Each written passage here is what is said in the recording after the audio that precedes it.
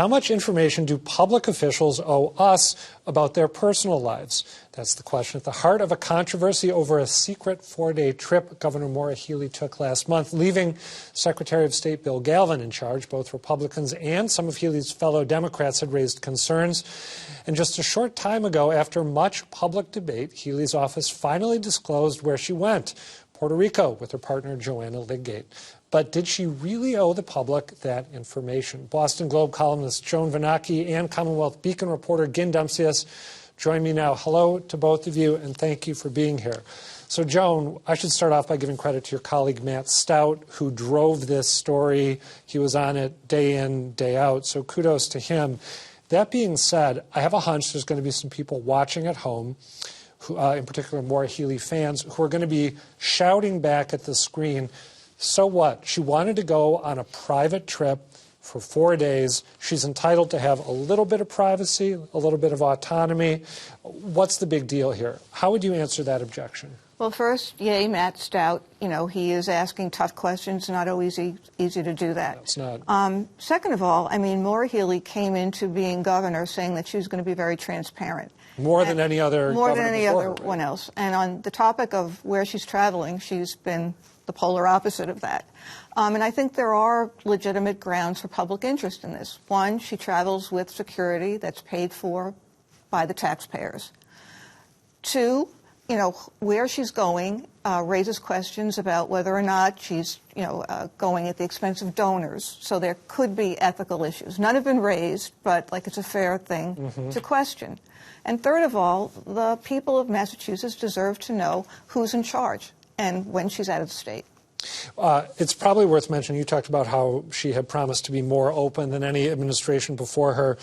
She said late last year that she wasn't going to disclose the detail of any travel before it occurred, citing security concerns, and then said she would disclose it after the fact. And then she carved out this exemption for personal travel. Also, when she was campaigning, worth reminding people, she said she would not claim an exemption from the state's public records law, unlike previous governors, and now she is. Again, what would you say to people who argue this really is none of our business? She's entitled to have some semblance of a private life on the rare occasion she can pull it off.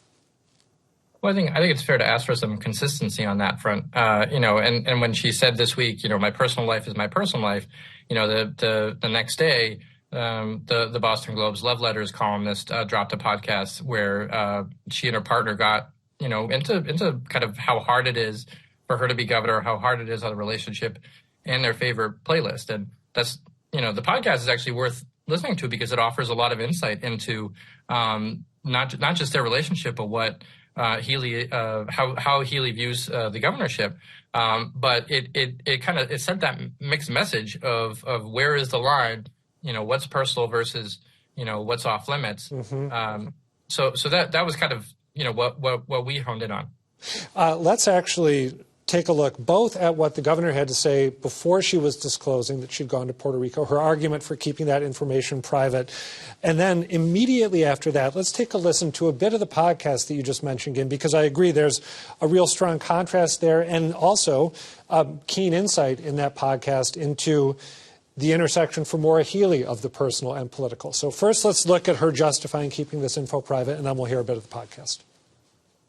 I do disclose when I'm out of state, whether it's for personal or professional reasons. Certainly when I'm traveling as governor in my professional duties, I not only provide my calendar, but I provide all the information about where I am, who I'm meeting with, what I'm doing. I've said, though, for my own family's privacy, I'm not going to provide the same level of detail.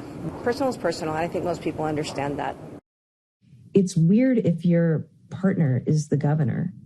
You can't go out places. You can't go out to dinner without people looking at you or oftentimes coming up to you. You can't turn on the TV without, seeing my face on the screen or reading about me in the paper. And I think that just is a really kind of surreal and experience for one's partner. So what I heard in that clip, Gin and Joan, is someone who is experiencing some strain when it comes to the amount of scrutiny that she's receiving as governor, is sensitive to the strain that it might be placing on her partner, and is looking for ways to carve out some portion of her life that doesn't yield the same scrutiny or isn't subjected to the same scrutiny. But that's me psychoanalyzing, but she's pretty candid in that podcast. But you, like Ginn, saw a double standard, right, between not saying where she went on vacation and then doing this podcast where she sort of bared her soul? Well, I think two things can be true. And yay, Meredith Goldstein, she got Maura Healey to talk in a more personal way than I think anybody else has. So it was very revealing about the pressures of being governor. At the same time, it was a mixed message. On one hand, it's hard. I don't think you can say the personal is the personal and then start talking about, love songs and, when you met your partner. I mean, imagine if Charlie Baker did that, with his wife. I mean, well, maybe that it worked. I don't know. But I'm going to throw something else out. In the world of Trump, where he has broken all the rules, where, he can shoot someone on Fifth Avenue and his supporters are still with him. Why can't the governor of Massachusetts go on vacation and not tell people? I mean, I think that the rules have changed, and Trump has kind of changed the rules, and other politicians may be sitting there and saying, like, why do I have to adhere to the old rules? That's interesting. You mentioned Charlie Baker, by the way, and before the camera started rolling, you were, I believe, reminding me, I'm not sure if Ginn probably remembered this, I did not, that Governor Baker had gone on a trip and we didn't know where he had gone right before the COVID epidemic started, right?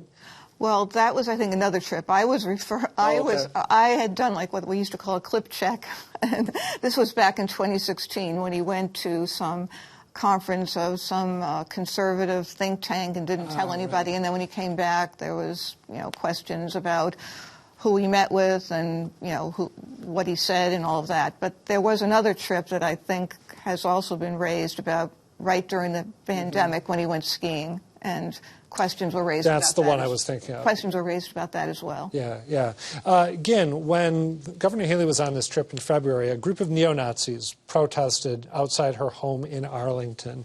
Isn't that another argument in favor of the approach that she was taking before she finally disclosed, namely that whether it's her going somewhere out of state and having people possibly stir up trouble at that destination or stir up trouble while she's gone near her home, as Joan said, we live in unusual and sometimes frightening times, and there may be a genuine, as the governor suggested, security consideration at play here?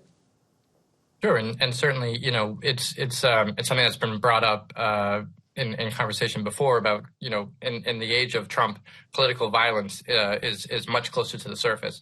So security is definitely a consideration. I think what the Globe was asking for was this information after the fact, not necessarily trying to get it in real time, but saying like, okay, so you went on this trip. Can you tell us a little bit more about it? And I think that's a fair question. Again, knowing where the governor goes, again, because of that, the public implications of security, paying for that security, the ethical considerations, if there are any, I think that allows for some, for the public to have some questions about that. Joan, I want to ask you, before we wrap up here, when the governor nominated her former partner, Gabrielle Wolohujian, to serve on the SJC, you wrote a column suggesting that it was possible that interest in the problems that could pose, the difficulties that could create, was engendered to some extent by the fact that Maura Healey is the first female governor and the first out gay governor of Massachusetts. Do you think the same thing might be true in this case, that maybe the interest in this trip was driven by ancillary considerations, in addition to the ones that we've already talked about here? Listen, I'm sympathetic to any public official and the scrutiny that they have to get. In this case, I think people have been fairly gentle on Maura Healey, and I think it is possibly because of, her status as the first female governor and also her status as the first openly gay governor. I'm not saying the scrutiny should be tougher, but I don't think that she has all that much to complain about. Okay. Joan Vennochi and Ginn Dumcius, thank you both for talking this through.